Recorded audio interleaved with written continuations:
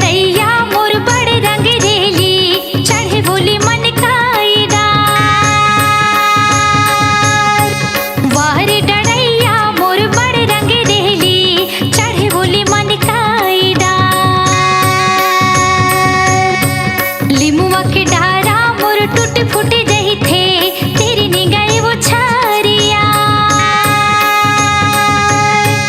लिमुआ के डारा मोर टूट फूट गई थे, तेरी निगाह वो छारिया।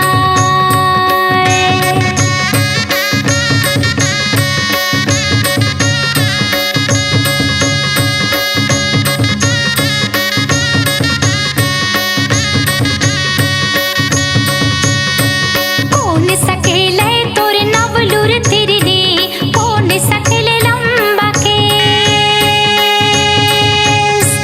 कौन सकेले तोर नवलूर तिरनी, कौन सकेले लंबा केस। गौरा सकेले तोर नवलूर तिरनी, सर सकेले लंबा केस।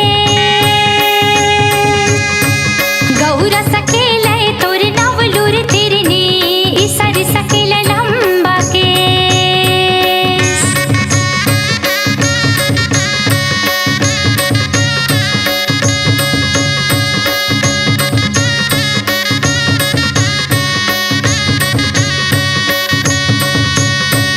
अनहिन बन के मैं मन ही कटायूं, बन बिंदिरा के खाल। अनहिन बन के मैं बन ही कटायूं, बन बिंदिरा के खाल। साजी हो ढोलकिया मैं नाग मोरी के, बाजे ताल में ताल। साजी हो ढोलकिया मैं नाग मोरी के, बाजे ताल में ताल।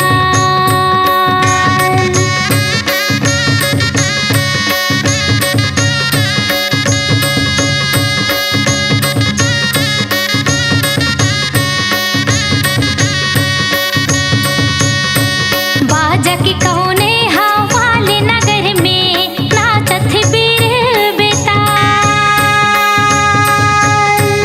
बाजा की कौने हवाले नगर में, नाचत बीर बेताल। बाजा की कौने हवाले नगर में, नाचत बीर बेताल। बाजा की कौने हवाले नगर में, नाचत बीर बेताल।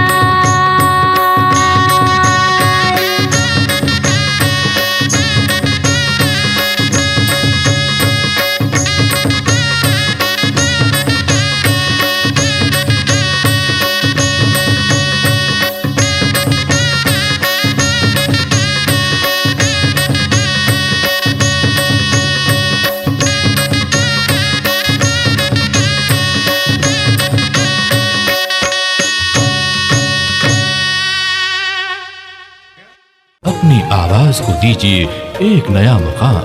डिजिटल रिकॉर्डिंग की दुनिया का जाना पहचाना नाम स्वरांजलि, जहां गूंजती हैं ध्वनियां अपनी माटी की सौंधी सुगंध के साथ। छत्तीसगढ़ी संगीत के विविध रंग जो पहुंचाते हैं पूरे प्रदेश में डिजिटल रिकॉर्डिंग के संग। स्वरांजलि स्टूडियो, नेमी चंद गली नंबर 2, गंजपारा, रायपुर।